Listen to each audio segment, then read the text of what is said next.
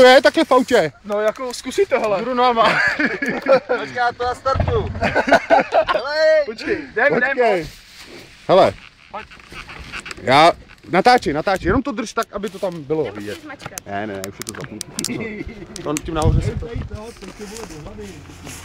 Počkej.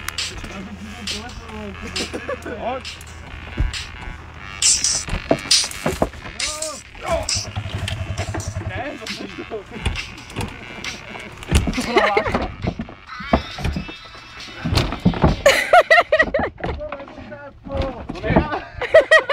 Musíš vyjít kam, jak já to zabrzdím, jo? Hele. To celý probačkáte, ty vole.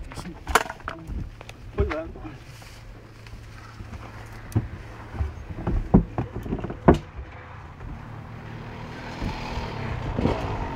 No, cíl na pomoc. Pojď na pomoc, pojď. Pojď, počkej, jak já jdu rovnou do mě řídit. Proto to spadne. Ahoj. Jestli nám to spadne vůbec na tu stranu? A vám klíňákem. Tak. Roste, pojď. Pojď. Pojď na Ale pomoc. otevři mi tady okno. Tady. Čekej. Vyšahneš. Aha.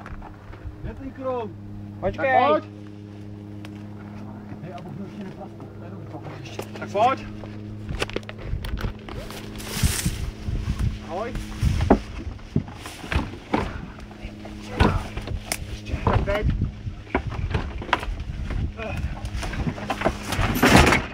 Ale dobrý, to se nevrací.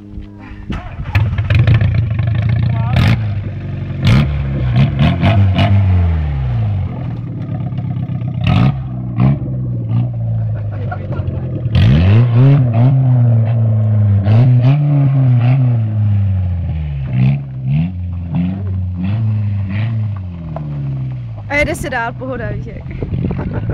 Se vyhýbá autu. Já bych nechtěl potkat auto, tak se mu vyhnout. Ty pič.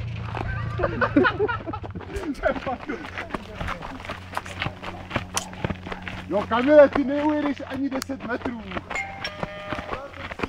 Ty si řidíš. Ale z toho by si se býval dostal, kdyby si točil kola. Cože? To by si býval možná dostal. Mají z toho?